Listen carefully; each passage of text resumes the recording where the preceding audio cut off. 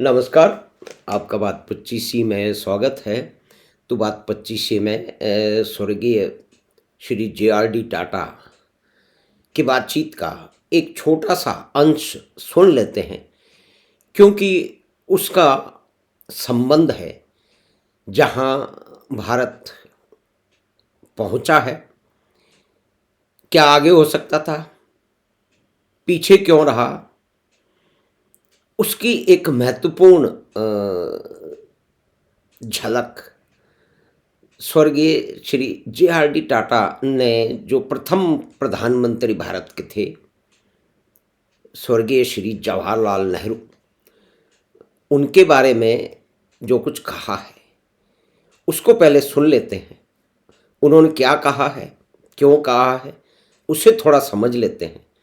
फिर न्यू और vibrant India यानी कि बढ़ते हुए एक सशक्त भारत की जो कहानी का एक अंश है, पहले भाग में हम उसमें फिर आगे बढ़ेंगे। एक सिर्फ जापान की 3-4 कंपनियों द्वारा $11 बिलियन का इन्वेस्टमेंट किया जा रहा है भारत में, जबकि 1991 में 1991 में जब मनमोहन सिंह जी की सरकार थी, उन्हें आईएमएफ के पास में $7 बिलियन का कर्ज लेने के लिए जाना पड़ा था। और वो कर्ज लेने के लिए आईएमएफ ने अपनी कुछ शर्तें मनवाई थी, जिसके कारण लिबरलाइजेशन हुआ। और एक नैरेटिव बिल्डिंग के हिसाब से, जैसा कि इस देश में बहुत लंबी परिपाटी रही है, वास्तविकता को कुछ नारेबाजी में और झूठे नैरेटिव में, कथानक में लपेट करके छुपा दिया जाता है। तो ये बताया गया कि ये सब महान काम श्री मनमोहन सिंह जी ने किया और नरसिम्हा राव जी ने किया। लेकिन उस समय का जो एक कार्टून है आर.के. लक्ष्मण द्वारा, वो इन सभी दावों को ध्वस्त करता है। उस कार्टून को देखा जा सकता है। तो हम बातचीत शुरू करते हैं माननीय स्वर्गीय श्री जे.आर.डी. टाटा द्वारा जो उनकी मुलाकातें होती थी उस समय के प्रधानमंत्री श्री जवाहरलाल नेहरू से, उसके बारे में। I often say to myself, suppose that Vallabhbhai had been the young man and Nehru had been the older man, and Vallabhbhai would have become the Prime Minister of India. Certainly in the economic plan, there would have been a totally different situation than the one that exists today. You frequently disagreed with Pandit Nehru. When you articulated or shared those disagreements, what was his response? I tried. He liked me, I loved him, admired him. But when you, on this kind of thing, economics, of which he knew very little, in my opinion, and certainly on socialism and how socialism could be established without the loss of economic freedom for the majority of the people. Anyway,